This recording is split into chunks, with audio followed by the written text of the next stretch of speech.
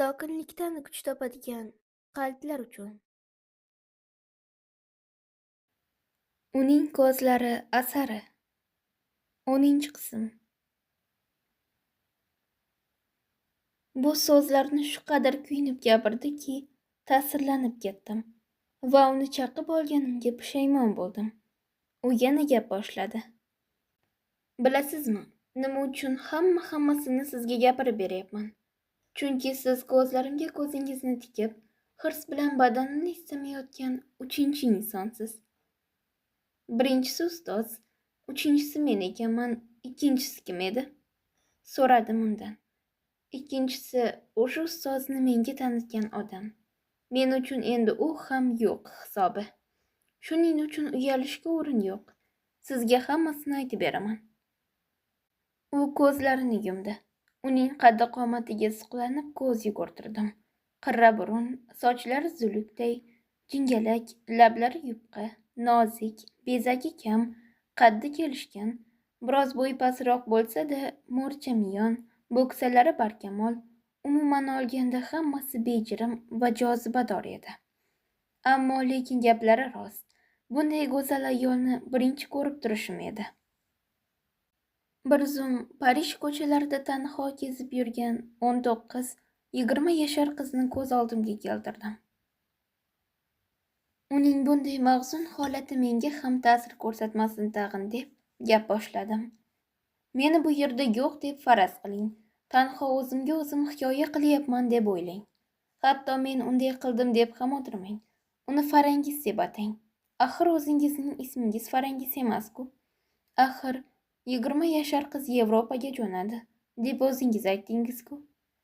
Yo'q, men o'z hayotim tarixini gapirmoqchi emasman. Hayotimda hech qanday yangilik yo'q. Men yashaganim yo'q. Turmushim o'sha menga o'xshash qizlar turmushining aynan ozginasi. Keldilar-u ketdilar. Baxtiyorlik mazasini tatib ko'rmay, uning mohiyatini tushunmay o'tib ketdilar. Mening nimam sizni qiziqtirishi mumkin?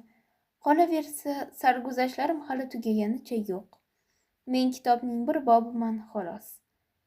Hayotimning faqat u bilan bog'liq bo'lgan qismigina qiziq. Agar u bo'lmaganda men hech edim. Oh, u menga haqiqiy insonlar hayotidan bir zarrasinigina ko'rsatdi. Men esa zaifligimdan ko'r bo'ldim. Uning go'zalligidan lazzat ololmadim. Men u bilan o'rtamizdagi aloqani sizga gapirib bermoqchiman. Keling, biroz fikrimni to'plab olay. 1930-yili, yanglishmasam 30-yilning o'rtalarida xorijda edim. Rossiya va Germaniya bo'ylab to'ppa-to'g'ri Parijga bordim. Vokzalda polkovnik Orom kutib oldi. Parijda tasviriy san'at maktabiga yozildim-u, naq o'qishga kirib, rassomlikni o'rganayotgandek endi ish bitdi deb xayol qildim. Aslida tasviriy san'at maktabiga kirish uchun konkursdan o'tish kerak ekan. Ammo Fransiyada xorijiylar uchun hamma narsa oson. Xorijiylar hamma narsani o'rganishi mumkin. Biron narsani orttira olmagan bo'lsa ham baribir diplom olishi turgan gap. Tilni o'rgangunimcha 1-2 yil o'tib ketdi. Ammo qanday balchiqqa botib qolganimni tushunib olgunimga esa ancha yil kerak bo'ldi. Tashqaridan qaraganda men uchun hayot tinimsiz shod-xurramlik, sayr tomosha, kayfu safo bo'lib ko'rinardi. Ammo ichimda doimo o'zimni baxtsiz hisoblardim. Bu tubanlikdan qanday najot topishni bilmasdim. Qarang, hayotda odamning boshiga qanday balolar yopirilar ekan. Tag'in hammasiga o'zi sababchi. Faqat o'zi sezmaydi. Yoki aqli yetganda g'isht qolipdan ko'chgan bo'ladi. Meniki unday emasdi. Eng yaxshi lazzat ham agar noo'rin takrorlansa, azob va musibat keltirardi. Kayfu safo va boqibeg'amligi majburiyatdan edi. O'zimni oqlamoqchi emasman. O'sha yoshi kattaroq va homiyim bo'lgan polkovnik Oromdan tortib, basharasi yog'day me'damga tekkan bemaza fransuz bolakaygacha hammasi bir amallab menga doimiy yoki vaqtincha er bo'lishga intilishardi. Men o'zimni har bir inson qarshisida, har bir vijdonli odam oldida oqlaydigan bironta gunoh qilganim yo'q. Yo'q, niyatim o'zimni oqlash emas. Bularni aytishdan maqsadim shuki, siz yaxshiroq tushuning deyapman.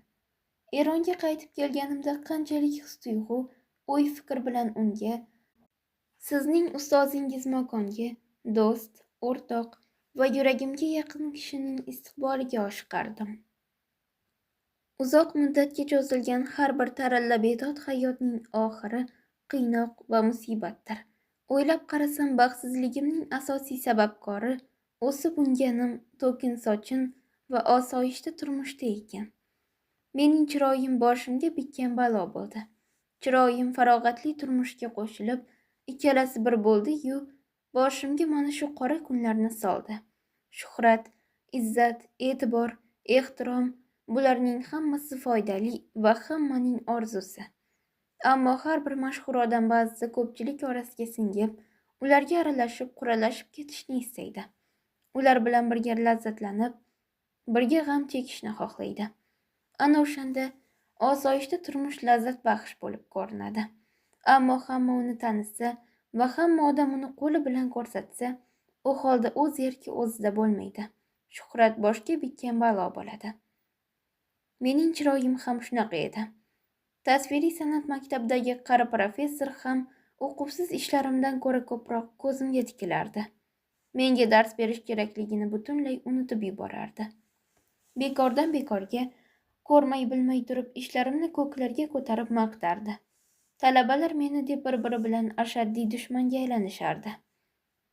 Har qaysisi mening yuzaki iltifotimni bir-biriga pesh qilardi. Maktabda olam shavq-zavq bilan quvonchim ichimga sig'may yurgan paytlarimda meni tinch qo'yishlarini qanchalik istardim. O'sha davrlarda men uchun rassomlik har qanday baxt qushidan afzalroq edi. Ishq, turmush qurish, faxrlanish, hurmat-e'tibor, bularning hammasi san'at ehtirosi olovining qarshisida ko'zni ko'r qiladigan qop-qora tutun edi. Bir kuni maktab ustaxonasida ko'pchilik talabalar mening rasmimni chizishayotganini to'satdan payqab qoldim. Oxirgi paytlarda polkovnik Orom bilan elchixonalarga, Fransiya tashqi ishlar vazirligida uyushtirilgan kechalarga boradigan bo'lganimda, gazetachilar mening jamoalim orqali pul ishlashardi. Bir jo'ja xo'roz fransuz yozuvchisi menga bag'ishlab bitta roman ham yozgandi. Romanning boshdan oyog'igacha o'zining bir hind qizga bo'lgan ishqi yozilgan edi. Teatr, kino, konsert, umumiy saylgoh, shahar atrofi, leksiya, xullas qayerga bormay hammaning ko'zi menda edi. Men esa bundan qiynalardim. Hamma menga xushomad qilardi. Hammasidan yomoni vatandoshlarimning munosabati edi. Ko'kragidan itarib, rad javobi berganlarim hamma joyda orqamdan yaramas gaplarni tarqatishardi. Hatto biri otamga men haqimda shunaqa ajoyib va g'aroyib hangomalarni yozibdiki, aql bovar qilmaydi. Otam meni jonidan ortiq ko'rar, shuning uchun menga tamomila ishonardi. Tabiiyki, bunday xatlar otamga hech qanday ta'sir ko'rsata olmasdi. Birontasining biror bir xislatini yoqtirib qolib, iliq muomalada bo'lishdan-ku Xudo saqlasin, u holda sajda qilib, meni deb pichoqlashishga ham tayyor bo'lardi. Ularning orasida ne yaxshi yigitlar topilardi. Men ular bilan do'stlashib, akamday yaxshi ko'rardim. O'shalar uchun har qanday fidokorlikka ham tayyor edim. Menga kitob berishar, shu yo'l bilan biron foydali ishga jalb qilishga intilishardi. Ba'zida siyosiy ishlarda mening yordamimdan foydalanishardi. Ular g'ayriqonuniy narsalarni dastalab ko'tarib kelishar, men pochta orqali Eronga jo'natardim. Ba'zan boshlari qo'shilib qolsa, yig'ilish, konferensiya, miting va namoyishdan og'izlari bo'shamas, siyosatdan, istibdoddan, Eronning politsiya tuzumidan, xalq chekayotgan jabr-sitamdan uzoq-uzoq bahslashishardi. Men bular bilan inoqlashib borayotganimdan xursand edim. Ammo nazarimda har qaysisining yakka-yakka menga oshiq bo'lganligi bularning obro'yini tushirib turardi. Ko'ryapsizmi, qanday baxtsizlik changalida qolib ketgandim. Vatandoshlarimdan faqat bittasi bundan mustasno edi. Baxtimga buni sunashtirilgan bo'lib, qiz u bilan turardi. Men bu xushro'ygina qizning ishonchini qozonib, kuyovi bilan hech qanday bordi-keldim yo'qligini uqtira olgandim. Bu meni yaxshi ko'radigan yagona qiz edi. Ehtimol, hali ham yaxshi ko'rar. Yigitcha esa rassomlikka o'qiyotgan, boshi doim kasaldan chiqmaydigan nimjon talaba edi. O'sha yigit ustozni eslashimga sababchi bo'ldi. Xorijdaligimning 4-yili edi. O'shandan boshlab hamisha ustozni o'ylab yuradigan bo'lib qoldim. Shu sababli Eronga qaytganimdan so'ng u bilan uchrashishdan va bor vujudim bilan uning xizmatida bo'lishdan bo'lak ilojim qolmagandi. Mana shu yigitdan boshqa hammasi men bilan olishib, mag'lub bo'lgan yo mening ustimdan g'olib kelishni o'ylab, o'zicha xayoliy qasrlar qurib yurgan kishilar edi. Bilasizmi, oxiri nima bilan tugadi? Hozir aytib beraman. Hammasini ro'yi rost, oqizmay tomizmay aytib beraman. O'shanda o'zimni himoya qilishim va ustozning qanchalik yanglishganiga sizni ishontirishim osonroq bo'ladi. Bu tasvirlangan ko'zlar mening ko'zlarim emas. Oxiri nima bo'ldi deysizmi? Oxiri yuragimda bu ahmoq oshiqlarga nisbatan qahr-g'azab uyg'ondi. Ularga azob berib rohatlanadigan, ularni qiynoqqa solib huzur qiladigan bo'ldim. Ular qanchalik es-hushlarini yo'qotsa, men shunchalik bag'ritoshroq bo'lardim. Endi bu mening hayotim asosini tashkil qilardi. Rassomlik, xorijda ta'lim olish, tasviriy san'at maktabi, bular vaqt o'tkazish uchun bir ermak edi. Keling, hayotimda ro'y bergan bir voqeani sizga gapirib beray. Bu voqeaning garchi ustoz hayotiga aloqasi bo'lmasa ham, biroq oqizmay tomizmay aytib bermoqchiman. O'shandagina meni yaxshiroq bilib olasiz. Tasviriy san'at maktabidagi sinfdosh talabalar ichida Donatello ismli italiyalik talaba ham bor edi. U qaddi qo'mati shamshodday kelishgan yigit edi. Sochlari yu ko'zlari timqora, tutash qosh, oq burun, lab dahani shahvoniy hirs qo'zg'atadigan yigit edi. Ko'zlari naq vujudingni teshib yuborgudek bo'lardi. Ammo menga bu o'tkir quralay ko'zlar kulgili tuyulardi. Uyatchan, jur'atsiz emas, shunchaki oriyati zo'r odam edi. Maktabda har doim ko'zini uzmay qarashini sezib yurardim.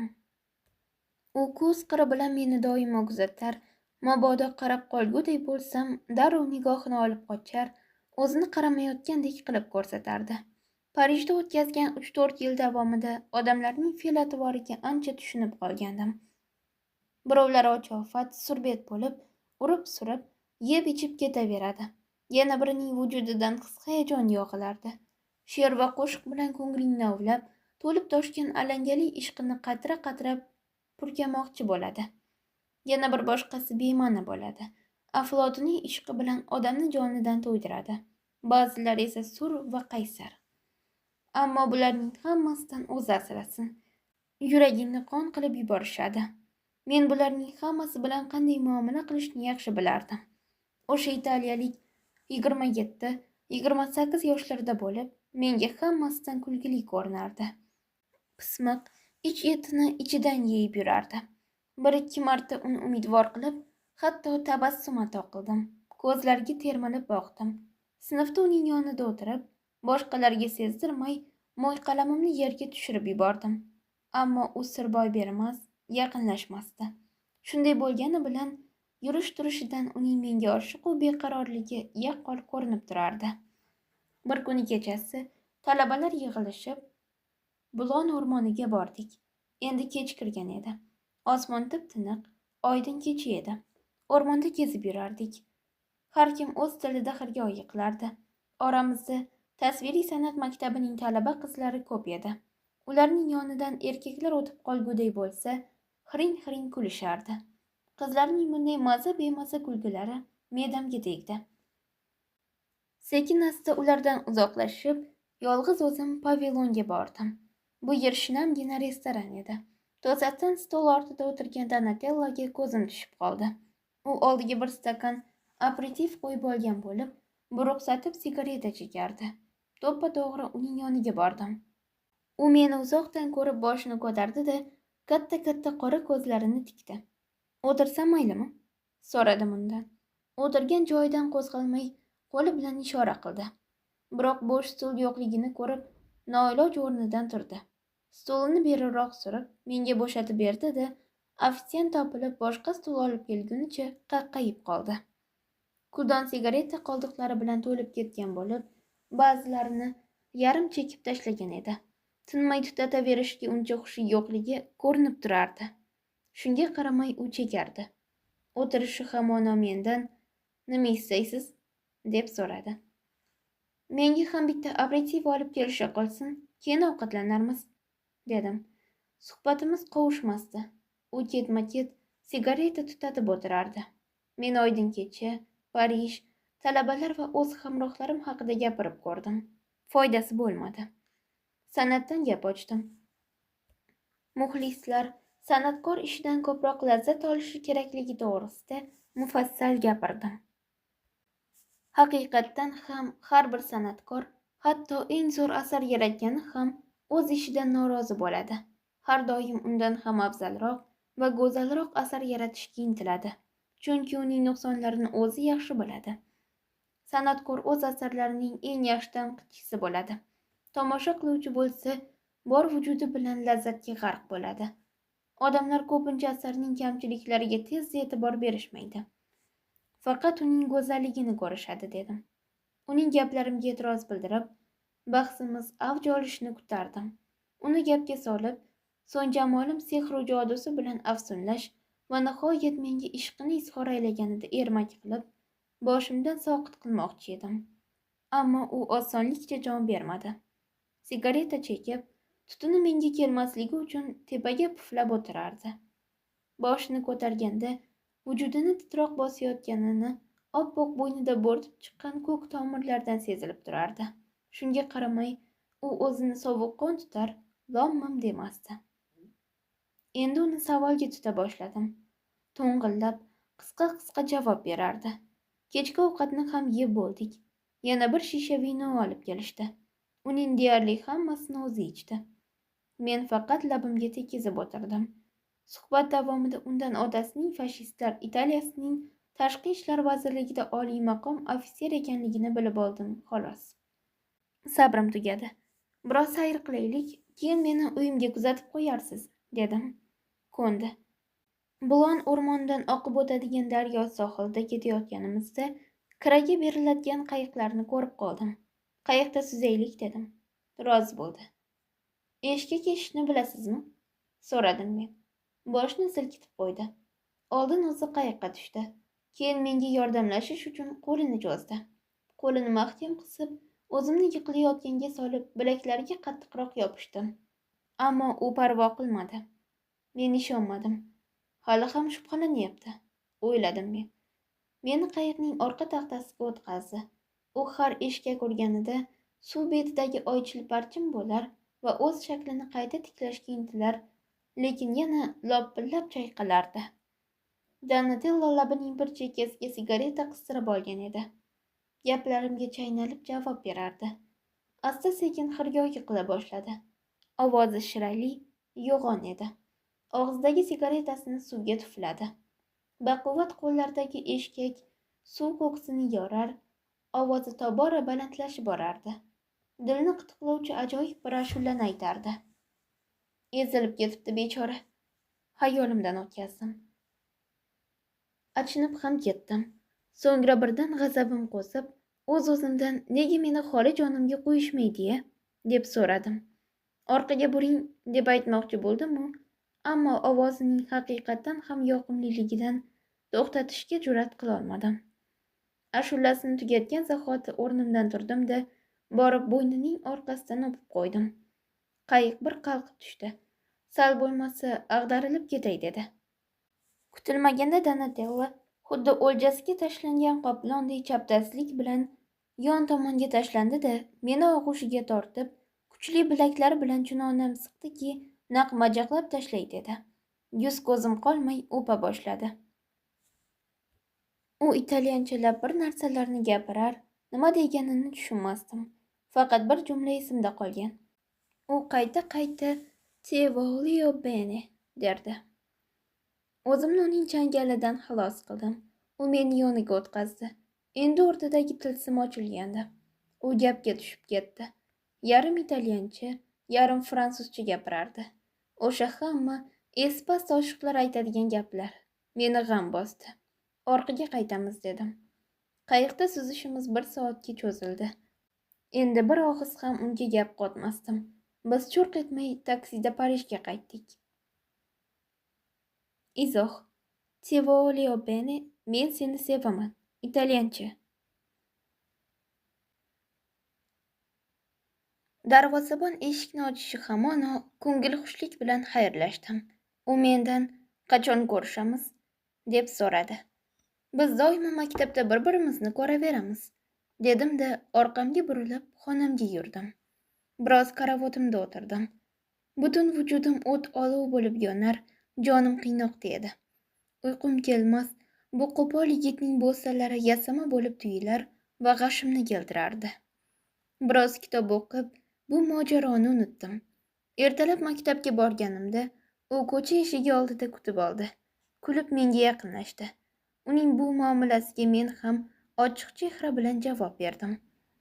Koridordan birga ketdik, ammo yuzimda har doim oshiqu beqarorlar bilan gaplashganimda paydo bo'ladigan soxta niqob bor edi.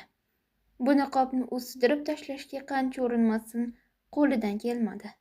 Peshin payti hayajonlangan qiyofada kelib, kechqurun xonangizga boraman, birga bo'lamiz, dedi. Men vaqtim yo'q, dedim. Rostdan ham kechqurun vaqtim yo'q edi. Biz otamning amakivachchasi polkovnik Orom bilan uchrashishga kelishib qo'ygandik. Kechasi-chi? So'radi u. Bir haftagacha vaqtim bo'lmaydi. Qolaversa biz bir-birimizni har kuni maktabda ko'ryapmiz-ku, deb javob berdim. Farangiz gapdan to'xtadi. Ko'zlari yolqin sochardi. Biroz namlangandek ko'rinardi.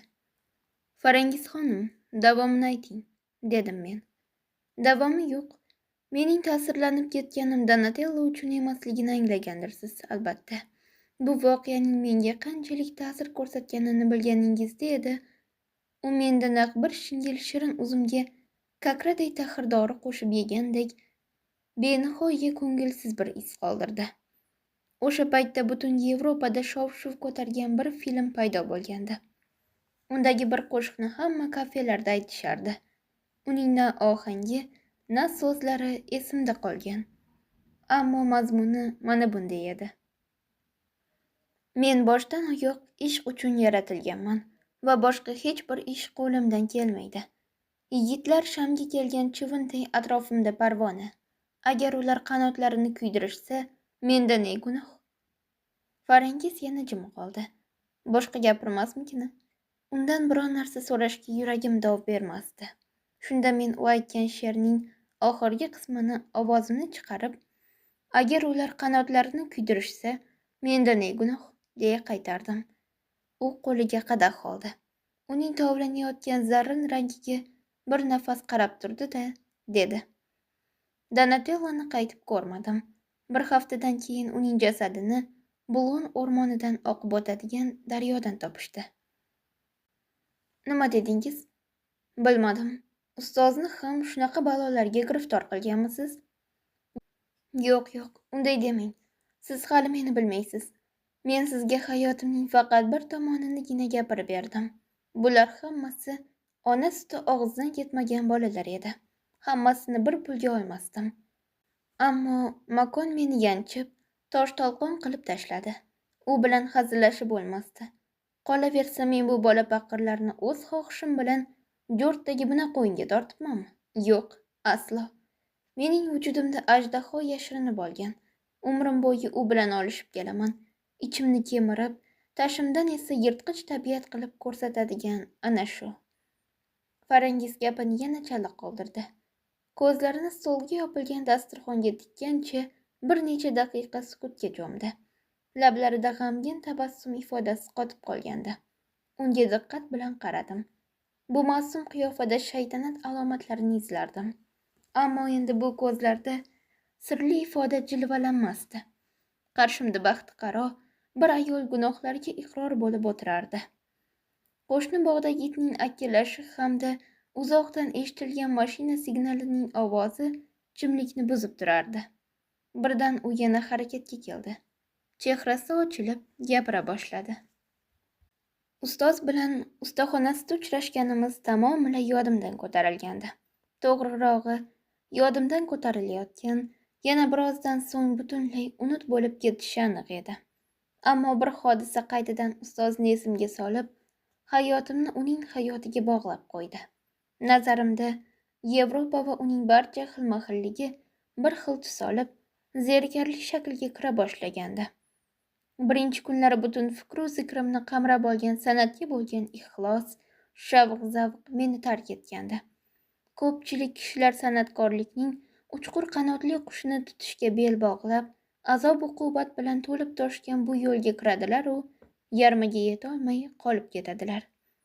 100 ta ichidan yetib borgan 5-10tasi esa shu qadar xudbin odamlarki, ular bilan narvon qo'yib gaplashish kerak. Ammo shuni aytish kerakki, o'z shaxsiy manfaatlaridan kechib, butun borlig'i bilan san'atga singib, qorishib ketgan insongina haqiqiy san'atkor bo'la oladi. Binobarin, san'atkor birinchi navbatda inson bo'lishi kerak. Nozim janoblari, aytishga qanchalik oson. Aslida pand-nasihat qilish o'ta oson ish. Tasviriy san'at maktabida atrofimda yurgan kishilar san'atni ko'proq hordiq chiqarish vositasiga aylantirgan, ishga unchalik tobi yo'q odamlar edi. Ular muvaffaqiyat lazzatini surish uchun omadsizlik alamiga bardosh beradigan odamlar emasdi. Ko'pchiligi moddiy jihatdan ta'minlangan kishilar edi.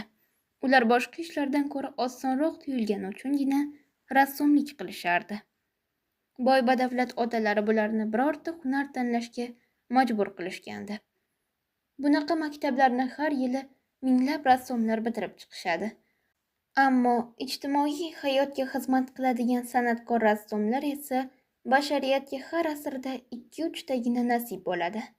Tehronda u bilan uchrashganimdan keyin boloxonasidan tushib, Lolazor ko'chasidan qaytib kelayotganimda chala yarim, dudmol tushungan narsamni tob ma'nosi va zamiridagi bor fojiasi bilan keyinchalik, deyarli 4 yil o'tgandan so'ng Parijda, bu yerdagi har bir pastqam ko'cha, har bir bog'u, har bir yig'inda, teatrlarda va hatto ishchilar mahallasi-yu qashshoq qishloqlarda bu bag'ringni tiluvchi sehrli go'zallik fazosida tushuna boshlagandim.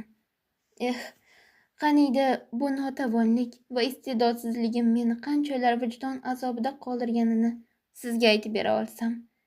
O'zim anglagan achchiq haqiqatni otamga aytishga majbur bo'lgan paytimda tortgan azoblarimni asti so'ramang. Musiqani sevasizmi? Men o'zimga yoqqan kuylarni tinglashni umrimning eng lazzatbaxsh damlari deb hisoblayman. Qizig'i shundaki, hamisha ham bunday emasman. Ba'zan nima deb o'ylasangiz o'ylang-u, musiqa menga zerikarli, toliqtiruvchi ta'sir ko'rsatadi. Meni nega musiqadan gap ochib qoldi deyapsizmi? Ba'zan simfoniyalar orasidan, gumburlagan sadolar ichidan osuda, hazin ovoz eshitilib qoladi. Bu yengil va hazin ohang juda past, ammo qalbga yaqin bo'ladi. Siz doimo uni kutib o'tirasiz. Bu yengil sado yana takrorlanadi. Faqat endi avvalgisiga qaraganda ko'proq o'ziga jalb qiladi. Asta-sekin butun orkestr haligi siz yoqtirgan ohangni shunday bir qudrat bilan yangratadiki, o'z-o'zidan ixtiyoringizni qo'ldan berasiz. Jigarni qon qiladigan musibatlar ham xuddi shunday vujudga keladi. Inson oldiniga uni butun teranligi bilan sevmaydi. U o'zini bir ko'rsatib, so'ng yo'qlik olamiga singib ketadi. Keyin birdan butun orkestr jaranglaydi. O'sha paytda ko'zlaringizdan yosh chiqib ketadi va nimaga yig'layotganingizni o'zingiz ham bilmaysiz. Ustoz bilan birinchi uchrashuvimizdan keyin hayotim fojiasi, iste'dodsizligimni anglaganimdan keyingi chidab bo'lmas dard, xuddi o'sha yurakni qon qiluvchi ohang kabi o'zini bir ko'rsatadi-yu, yana qayta mahv bo'ladi. Ammo uning tazyiqini bir butunligicha tatib ko'rganimdan so'ng rostakamiga borib, soatlab musiqa eshitadigan bo'ldim. Va ko'zlarimda yosh halqalanishi bilan nega yig'layotganimni ham bilmayman. Men o'z ahvolimga yig'layapman shekilli, derdim o'zimga o'zim. Bu ahvolimni ko'rgan espast oshiqlar qattiq to'lqinlanib ketganidan yoki ichki his-hayajon zo'ridan yig'layapti deb o'ylashardi. Farangiz ko'zlarini yumdi. Kichkina mushlarini siqdi. Butun tanasi larzaga keldi. Rasm chizish bir narsaga o'xshatib chizish, mutanosib chiziqlar va unga loyiq ranglarni yonma-yon tortishni maktabda ham o'rgansa bo'ladi. Buning o'ziga yarasha yo'l-yo'riqlari bor. 3-4 yil ishlagan odam o'rganib oladi. Bu ishni men ham bilardim. Ammo mening qo'limdan kelmaydigan narsa ichki kechinmalarni tasvirlash, ya'ni biron bir asar yaratish edi. Hayotda boshdan kechirgan shodligingiz, tortgan dardingiz, qandaydir bir ko'rgan hodisangiz ta'sirida ko'tarilgan iztirob, o'zingiz chidab bergan xo'rlik, kutish, mayl, ko'ngilg'ashlik, qo'rqinch, dahshat, hasrat, umidsizlik, kimsasizlik, bularni tomosha qiluvchi ham xuddi shunday his etadigan darajada aks ettirish, bu albatta mushkul ish. Muallimingiz har qancha jamolingizga oshiq bo'lmasin, o'rgatish qo'lidan kelmaydi. Men o'zimdagi tug'yonni, qabihlik va tubanlikka majbur qilayotgan o'sha ajdahoni, ichimni talayotgan o'sha yirtqichni, o'sha kimsasiz ayolni bir asarimda tasvirlamoqchi bo'ldim. Atrofimni o'rab turgan kishilarning qalbim istagi bilan ishlari yo'q edi. Dardimni aytishga mening ona-singlim ham bo'lmasa. Dugonalarim aqlimni taniganimdan beri hasad qilishardi. Onam butunlay boshqa bir olam kishisi edi. Duo kitobi, joynamoz, tasbeh, chilim, Shahzoda Abdulazim va qum uning hayotiy taqozolarini to'la qoniqtirardi. Xovar Sulton, Aminul Hojiya va xonim Urfon bilan o'tirib, chilim chekishsa, g'iybat qilishsa bas. Shuning o'zi uning ko'ngil ochishiga yetarli edi. Otam ancha qari, qalbi nozik kishi edi. Yoshligida o'ynab kulmagandi. U hamma narsani o'z dunyoqarashi asosida yaxshi-yomonga ajratardi. Shunga qaramay, mening xohishimga qarshi chiqmaslikka intilardi. Men uchun qolgan yagona umid rassomlik bilan shug'ullanish edi. Yoshim ulg'aygani sari bu mashg'ulotning ham naqadar jiddiyligini his eta borardim. O'z sanatim bilan dardlashishni va aytib bo'lmaydigan yurak sirlarini u orqali to'kib solishni orzu qilardim. Juda bo'lmasa, nega hayotda meni hech narsa xushnud etmasligini o'z-o'zimga ochiq ayta olishni istardim. Birovga ko'ngil qo'yib, butun borlig'imni unga fido qilishni istardim. Hech bo'lmasa menga nasib etmagan narsani bir asarimda aks ettirishni orzu qilardim. Bu shunday bir musibatki, gapirganda bir-ikki og'iz so'z bilan osongina tugaydi qo'yadi. Ammo inson bir umr uning alamini chekadi va bu dardi har kuni boshqa bir shaklda namoyon bo'ladi. Men ana shu o'tkinchi holatni chiroyli rang va bo'yoqlar bilan mujassamlashtira olishni istardim. Bu haqiqatni anglaganimdan so'ng ne kunlarga qolganimni bilasizmi? Hamma narsadan umidimni uzib, hatto o'zimni o'zim o'ldirish fikriga ham tushdim. Bir kuni o'sha bo'g'on o'rmondan oqib o'tadigan daryoga borib, qayiqda tanho suzib yurdim.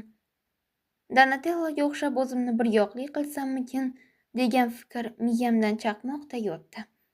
Ko'zim daryoning bo'tini suviga tushishi bilan olam menga zulmatday tuyulib, yuragim orqaga tortib ketdi. O'z ahmoqligimdan kulgim qistadi. Bir vaqt o'zim haqimda Anvi Monparnasda miniatyuralar sotib, kun kechirib yurgan zahil yuzli yigitchaga ozgina gapirib berganimda, "Dangasasan, borib ish qil, hayotning lazzati nimaligini o'shanda ko'rasan", dedi menga. U haq edi. Menda shu xislat yo'q edi. Bolalik chog'imda kursining ustidagi kosada turgan suvni dahanimning tagiga olib kelib ber deb Fazi sultonni chaqirar edim. Bolaligimdagi tarbiyam shunaqa bo'lgan ekan. Qanday qilib ishga qo'lim borsin? San'atning baland narvonidan tepaga ko'tarilish uchun jasoratli yurak, chidam va bardosh kerak. Menda na unisi, na bunisi bor edi. Menda soatlab, oylab, yillab o'tirib ishlab, rang va bo'yoqlar bilan o'zim tasvirlamoqchi bo'lgan inson qiyofasidagi ma'noni anglata oladigan sabr-toqat yo'q edi. Men hamisha yengilroq yo'lni tanlardim. Boshqalar sabotli edi. Buni tushunardim. Men o'z-o'zimga zarar yetkazardim. Ish ham qilardim, lekin oxiriga yetkazmay tashlardim. O'yin-kulgu, ko'ngil ko'tarish ishtiyoqi menda ustunroq edi. Bu meni beqarorlik olamiga sudrardi. "Oh, ustoz, Sizning ustozingiz bu sohada ajoyib kishi edi. Agar avval ham uni Eronga qaytib kelganimdan keyingiday bilganimda edi, hayotim butunlay boshqacha o'zanga tushib ketgan bo'lardi. Hatto tanholikda uning qiyofasini xotiramga keltirganimda ham unga til tekkizishga jur'at qilolmayman. Ammo ustozingiz, yagona sevgilim menga qattiq jabr qildi. Ustoz, siz muzey zalida menga tushuntirgan polotno ustida, ya'ni dehqon uylarida 3 yil ishlagan. Yuzlab xomaki rasmini chizgan. Anavi dehqon cholning qiyofasiga diqqat qilganmisiz sira? Unga naqadar soddalik, qo'rqinch, dahshat yashiringanini ilg'ay oldingizmi? Qora mehnatdan yig'i chiqqan, ko'pni ko'rgan bir chol. Taxtga bir necha shoh kelib ketganini ham biladi. 2-3 marta qibla-i olamni o'z ko'zi bilan ko'rgan. Ustozning o'zi cholni menga ana shunday deya ta'riflagandi. Uning yuz tuzilishini ehtimol 20 marta qayta chizgandir-ov.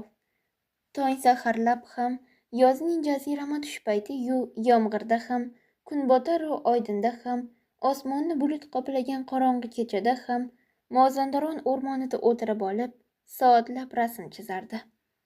Hatto bir marta Mozandaron o'rmonini qor bilan qoplangan holatda ko'rishga ataylab qishda borib keldi.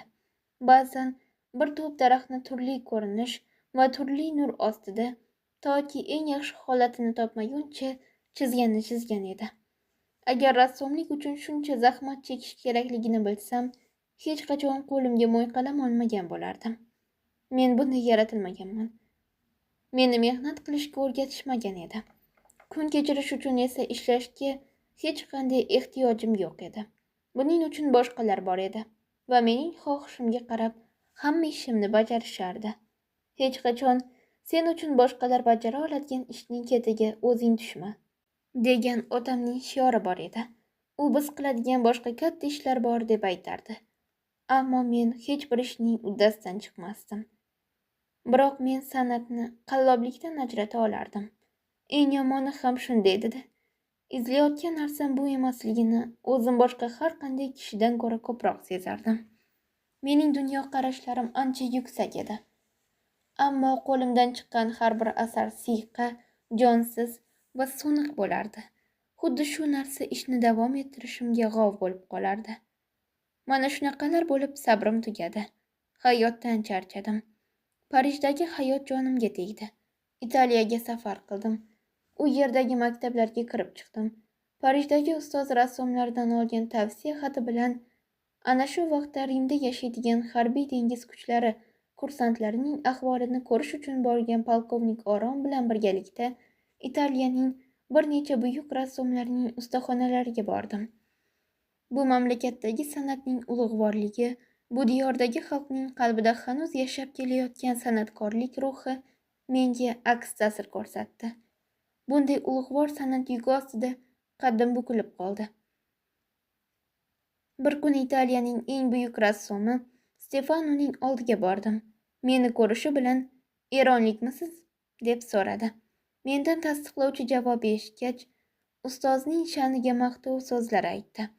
Uning yordami bilan tasviriy san'at maktabiga kirgan Xudodod ismli bir eronlik yigit haqida gapirdi.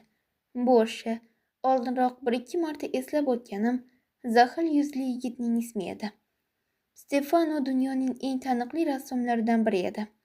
Uning asarlari jahonda aqlga sig'maydigan katta pulga sotilardi. Italiya san'atining yuksakligi va dunyoning eng buyuk rassomi makonni boshiga ko'tarib maqtayotgani menda hali mavjud bo'lgan so'nggi qarshilikni ham yengib, umidimni puchga chiqardi.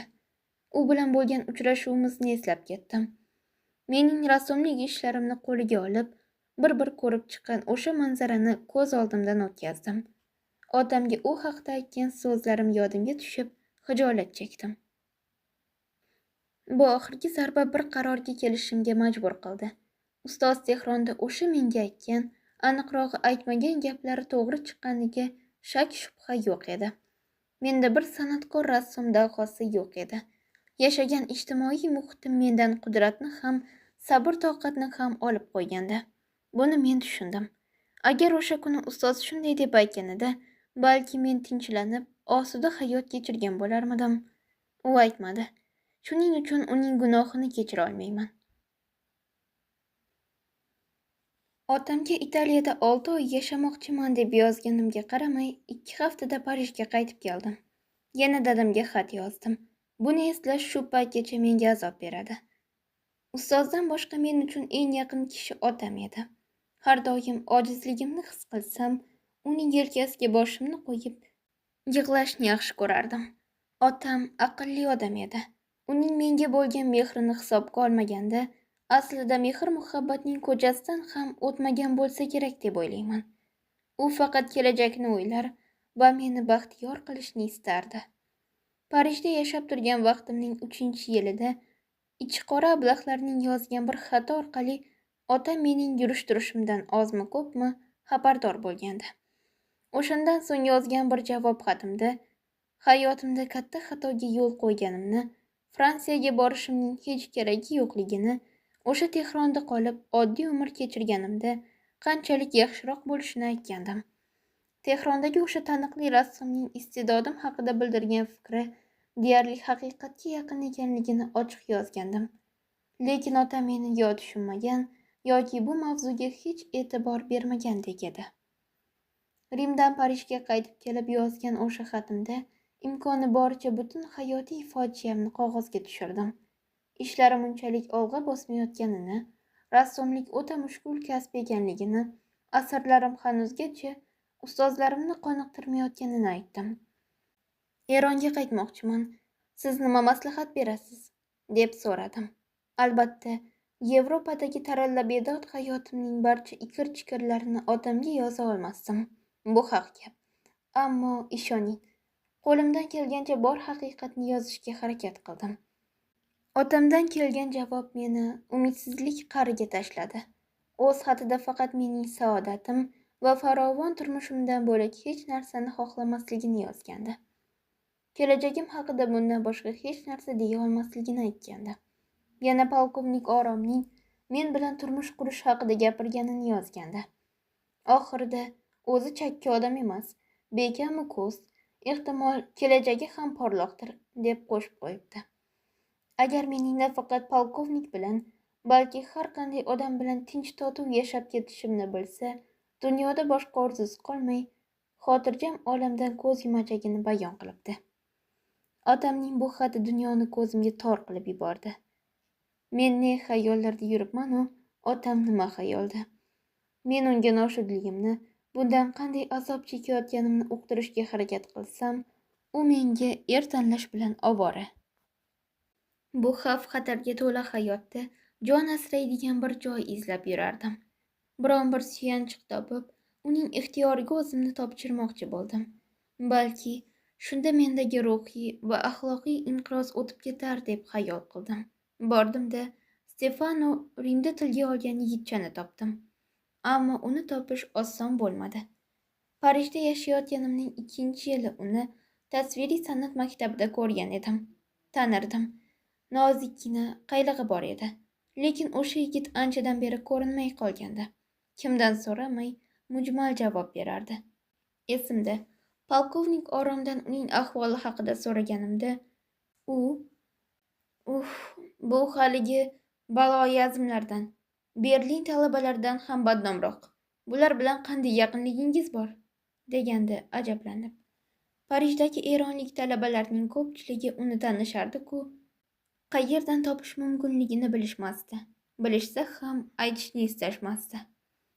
Savolim ularning ko'pchiligini ajablantirar, harbiy kursantlarning murabbiyi bilan qarindoshligimdan boxabar bo'lishgani uchun yomon bir maqsadda uni surishtiryapti deb gumonsirashardi.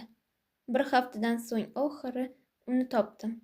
U Montparnasse ko'chasida ijaraga olgan xonasida turarkan. Bu baland bo'yli, qotma, kasalmand yigit menga oshqona nazar solmaydigan yagona kishi edi. Ehtimol, sog'lom va xushro'ygina qiz unga xuddi singlisiday mehribonlik qilgani uchun shundaydir. Balki har doim bemor bo'lib, o'zini o'lim janjalida his qilgani uchundir. Mana shu tushkunlikka tushib hamma narsamdan ayrilib o'tirgan bugungi kunimda uni ko'rishni qanchalik istardimi? Ehtimol, U meni qayta ruhlantirib, najot yo'lini ko'rsatgan bo'larmidi? Qanday shirin xayollar. Bu yigit bor vujudi bilan kurashga sho'ng'ib ketgandi. O'zini taniganidan beri jangu jadalda yashab kelardi. Turmush to'lqinlari uni hali bu qoyaga uloqtirardi. Lekin u bardosh berardi. Istibdodning ashaddiy dushmanlaridan edi. Bu aqidasida shu qadar qattiq turganidan hamma mavzuni mana shu qasoskorlikka burardi. Vafodor yori va hamdami mehriboni uning xuddi mana shu temir irodasiga mahliyo ekanligini bilardim. Uni Xudodod deb atashardi. Bilmadim, u qanday afsun ishlatdi. Har holda men o'zimning chekkan iztiroblarimni unga tushuntirdim. U hayotimda o'z o'rnini topa oldi. Bu yigit mulohazaga borib o'tirmay, shart-shurt gapirar, ba'zan odob qoidalaridan ham tashqari chiqib ketardi. Ammo gaplari yoqimli edi. Turmushning razil haqiqatlari qaddimni qanchalik bukkani sayin shunchalik unga ko'proq maftun bo'lardim. Unga ustoz Makon men bilan qanday muomala qilganini, keyin uni otamga qanday ta'riflab berganimni aytganimda, hech tortinib o'tirmay, aqlsiz ekanligingning eng katta dalili mana shu, dedi. Tasavvur qilyapsizmi? Hech kimning men bilan bunday gaplashishiga yo'l qo'ymasdim. Boshqalarni cho'pcha ham ko'zga ilmasdim. Hammasi bir imo-ishoram bilan oyog'imga yiqilishardi. Men ularni odam o'rnida ko'rmasdim. Hech birining haddidan oshishiga yo'l qo'ymasdim. Undan tashqari, ular bilan aloqam do'stona emasdi. Bu ozg'in va novcha yigit bo'lsa, Italiyadan qaytganimdan so'ng birinchi uchrashganimizdayoq kaltafahmligimni betimga aytdi qo'ydi. U menga o'z hukmini o'tkazib olgandi. Dag'alligiga yarasha javob qaytarish u yoqda tursin, hatto undan achchiqlanishga ham jur'atim yetmasdi. Uning Monparnasdagi uyini bir amallab topdim. 6-qavatda, cherdakdagi ijaraxonasining tomi yarim qiya tushgan bo'lib, ichkarini kichkina darcha yoritib turardi. Darchadan ko'z ilg'agan joygacha cherepisa yopilgan tom va mo'rilar ko'rinardi. Devorda yomg'ir suvidan qolgan yo'l izlar ko'zga tashlanardi. Soat 11 edi. Uyda ishlaydi deb eshitganim uchun tushdan oldin borgandim. Ammo u yo'q edi. Meni qaylig'i kutib oldi. Bu qizni ilgari ham bir marta ko'rgandim, ammo tanishmagandik. Sochlari qora, ohu ko'z, lol qoldiradigan chiroyi yo'q. Ammo chehrasi 18 yashar o'g'il bolaning qiyofasiday sho'x va jonli edi. Ixcham va serharakat qaddi-qomati darrov o'ziga jalb qilardi. Mehribonu davlat hisobidan Fransiyaga yuborilgan birinchi eronlik qizlardan edi. Elchilik va vakolatxonaga bildirmay Xudodod bilan uchrashib turardi. U Parij tibbiy bilim yurtiga o'qishga kirgan, bolalar vrachi bo'lmoqchi edi. Bir qarashdayoq mening kelganimdan xursand emasligini payqadim. Bu qizning shu qadar soddaligidan ichidagi bor kechinmasi betiga tepardi. Shunga qaramay uning o'ta oqko'ngil ekanligi sezilib turardi. Men ham uncha-munchaga bo'sh keladigan odamlardan emasdim. Xudododni ko'ray deb kelgandim. Gap boshladim. Rimdan kelyapman. U yerda Stefano bilan ko'rishdim. Siz Stefanoni taniysizmi? Uni gapga solishga tirishardim. Javob qaytarmay, bosh likillatib qo'ya qoldi. Gapimda davom etdim. Stefano hozirgi zamonning eng buyuk rassomlaridan. U Xudododning hol-ahvoli bilan qiziqdi. Shu boisdan uning ishlarini bir ko'ray deb kelgandim. U naq erta bahorda ochilgan guldek yashnab ketdi. Oramizdagi sovuqlik ko'tarildi. Xudodod ishini yig'ishtirib qo'ygan-ku. Nega? Mehribonining ovozi shirali edi. Misoli sim tordek bilinar-bilinmas zarbdan jaranglab ketar va titroq ohangi ancha vaqtgacha havoda yangrab turardi. Peshonasidagi nozik ajin quvnoq va yoqimli qiyofasiga bir zum o'ychanlik ifodasini berardi. U darchaga qaratilgan 3 oyoqli molbertga nazar soldi. Molbert ustiga chorak taxta karton qo'yilgandi. Men bu tomondan uning faqat soyasini ko'ra olardim. Mening qarayotganimni payqagan qiz, "Bor yo'q ishi mana shu", dedi. "Qani, ko'rsam bo'ladimi?" so'radim men. "Hali tugamagan. Hozir ko'rsataman", U o'rnidan turdi-da, borib hali tugamagan miniatyurani keltirdi. Mana shularni chizib sotib, tirikchiligini o'tkazadi. Tuzukroq rasm ishlashga vaqti ham yo'q endi. Nega?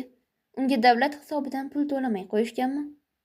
Ha, mahrum qilishganiga 6 oy bo'ldi. Mana shu miniatyuralarni sotib kun ko'radi. Nega berishmayapti? Nima deyishga ham hayronman. O'zidan so'rang. Qisqasi, Xudododni yaxshi bilishadi. Uning dunyoqarashi hammaga ma'lum. Sizni ham qo'rqitishgan bo'lishsa kerak albatta. Necha zamonlardan beri birinchi marta eronlik odamning bu yerga kelishi. Ana, uning oyoq tovushlari eshitilyapti shekilli. Ha, Xudodod bo'lsa kerak. Biram g'alati odam. Yurishga holi kelmaydi. Shunga qaramay hech ham tinib tinchimaydi. Sog'lig'ini umuman o'ylamaydi. Yo'talgani yo'talgan, shunda ham parvoyiga keltirmaydi. Shamollaganman deydi. Odamning doim shamollab yurganini hech eshitganmisiz o'zi? Har doim horg'in ko'rinadi. Isitmalab ham yursa kerak u, lekin menga bildirmaydi. Vaqt topsa faqat ana bunaqa narsalarni chizadi. Topgan tutganini esa doktor va dori-darmonga sarflaydi. Zinadan chollardek hansirab ko'tariladi. Uzoqdan Xudododning xushchaqchaq ovozi eshitildi. Mehri, kim bilan gaplashyapsan? Mehriboni o'rnidan turdi. Borib eshikni ochdi-da, ovozini baralla qo'yib, "Kir, o'zing ko'rasan. Mehmon keldi. Borgan sari obro'ying oshib ketyapti. Odamlar ishingni ko'rishga Italiyadan kelishyapti. Uyat endi. Ko'rsatadigan nimang bor?" Uzun bo'yli, patila-patila sochlari peshonasiga tushgan Xudodod ostonada paydo bo'ldi. Paltosining tagidan katta bir tugun ko'rinib turardi. Bu forscha gazetalar edi. Avval gazetalarni yerga qo'ydi. Keyin paltosini yechib, karavot poyasiga tashladi. "Kelganingizdan juda xursandman. Rostini ayting, qo'rqmadingizmi? Mening oldimga kelishga qanday yurak yutdingiz?" dedi-da, so'ng Mehriboniga qarab, "Nega behuda gaplarni aytyapsan? Hech ham Italiyadan kelgan emaslarda. Siz tasviriy san'at maktabidanmisiz? Biz siz bilan o'sha yerda tanishganmiz, to'g'rimi?" dedi. Uning quvnoq va samimiy gapi xushga yoqib tushdi. Men ham uning ohangiga monand chin ko'ngildan kulib, "Ha, bir hafta ilgari Italiyadan keldim. Stefano sizni va go'yo hozir Tehronda turgan yana bir rassomni surishtirdi. Ammo nega qo'rqishim kerak ekan, buni tushunmadim", dedim. U darrov gapni ilib ketdi. "Stefanoni ko'rdingizmi? Meni hali ham eslarkanmi? Ana va boshqa kishi deganingiz ustoz Makon bo'lsa kerak. Albatta, shundaymi? Siz ham Makonni taniysizmi?" so'radim undan. "Demak, tanir ekanman-da", javob berdi u. Agar u bo'lmaganda endigacha ming kafanni chirikkan bo'larmidim. "Mehribonu, qara, ustoz xat yozibdi. Ma olib o'qi. Ovozingni chiqarib o'qi. Mehmonimiz ham eshitsin. Bunchalik oliyjanob va jasur kishini men umrimda ko'rmaganman. Hech qachon hech narsadan tap tortmaydi." U xatni Mehriboniga uzatdi. Ustozning nomini eshitib g'ashim keldi.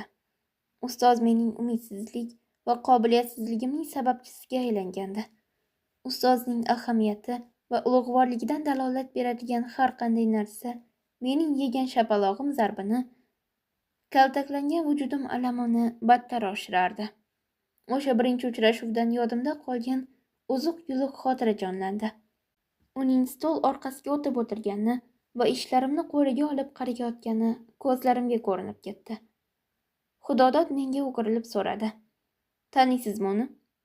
"Bir marta ro'para kelganman, lekin yaxshi tanimayman", dedim men. "Mehri, nega ovozingni chiqarib o'qimayapsan? Faqat xatining oxirida senga tegishli joy bor. Unisini o'qimay qo'ya qol. Boshi bu yoqda." Xatni uning qo'lidan olib, mana bu yerdan o'qi. Siz ham eshiting", dedi-da, xatni yana uning qo'liga tutqazdi. Qiz ma'yus holda o'qiy boshladi. "Men senga qilishim kerak bo'lgan narsani qildim, lekin biron natija chiqishiga umid yo'q. Politsiya boshqarmasi boshlig'ining sen bilan alohida hisob-kitobi bordek ko'rinadi. Seni shoh hazrati oliylariga tanishtiribdilar. Shunchalik yomonotliqqa chiqaradigan nima ish qilgan eding? Lekin umidsizlanma. Biron narsaga erishish niyating bo'lsa, maydonni tashlab chiqib ketmasliging kerak. Mulla bo'lish ko'p oson, odam bo'lmoq nechog'lik qiyin. Bu politsiya qo'mondoni o'zgarguncha sabr qil. Faqat bo'sh kelma. Aytishlaricha, Parijda chiqqan forscha broshyura hamda gazetalardagi, hatto Fransiya jurnallaridagi Eronning avzoyi haqida bosilgan rasm va karikaturalar sening ishing emish. Xudo ko'rsatmasin. Ustoz desa ustoz deydi, dedi xat tugaguncha sabri chidamay Xudodod. So'ng kulib qo'ydi. Men bu kulguning ma'nosiga tushunmadim. Mehribonu xatning davomini o'qiy boshladi. Parvo qilma. Hayotning o'zi shu. Ba'zan zarba yeysan. Endi kaltak yeyish navbati seniki. Yursang sayoq, yersan tayyoq. Xat uzundan uzun edi. Xudodod shoshilardi. Ehtimol oxirigacha eshitishga vaqti yo'qdir. U o'rnidan turib, dastlab bog'langan gazetalarni yechdi. Stulga o'tirib, bittasini o'qiy boshladi. Mehribonu xatni o'qishda davom etdi. Men eshitib o'tirardim. Politsiya boshqarmasi boshlig'ining sen haqingda tarqatgan gaplari tillarda doston bo'lib ketgan. Aytishicha, Fransiyadagi hamma talabalarga haftada bir marta Kurash gazetasi tegar ekan. Bu gazeta Berlinda nashr bo'larkan va Fransiyada o'qiyotgan yoshlar orasida uni tarqatayotgan sen ekansan. Xudodod soatiga qarab qo'ydi. Xatni oxirigacha o'qishga qo'ymadi.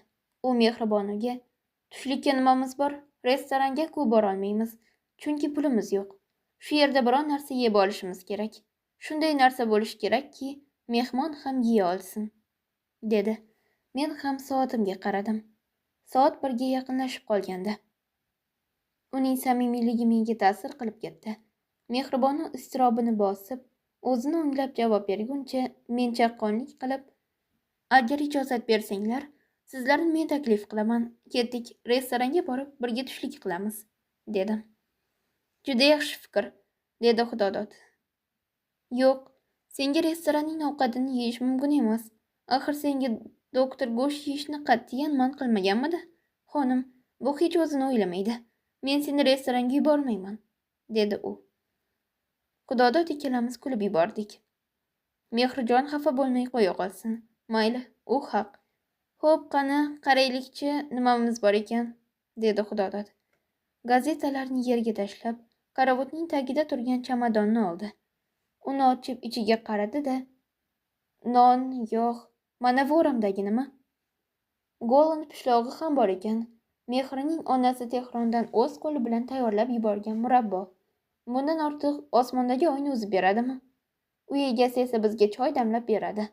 Men sut ham ichishim kerak hali. Shohona dasturxon, dedi-da, so'ng mendan so'radi. Biz g'aribu bechoralar bilan tushlikni birga baham ko'rasizmi?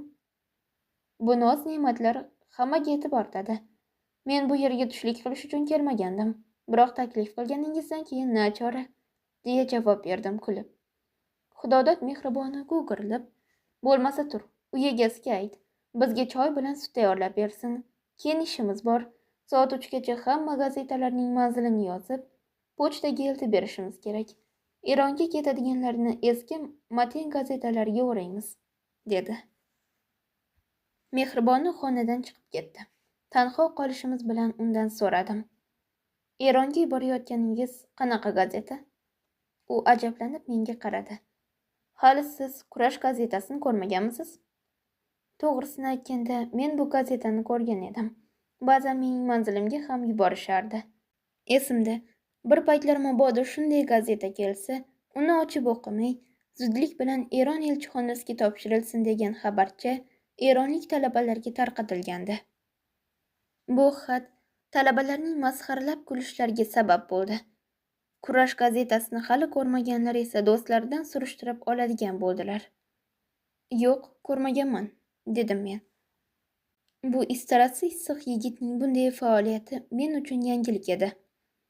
Siz shu paytgacha qayerda edingiz? Shunday gazeta borligidan ham bexabar ekansiz. Deyarli 1000 nusxasi Eronga ketadi. Kamida 10 minglab kishi uni o'qiydi. Qo'lma-qo'l o'tib yuradi. Bu kishilar qayg'u hasratining boisini tushuntirib beruvchi yagona forscha gazeta, dedi.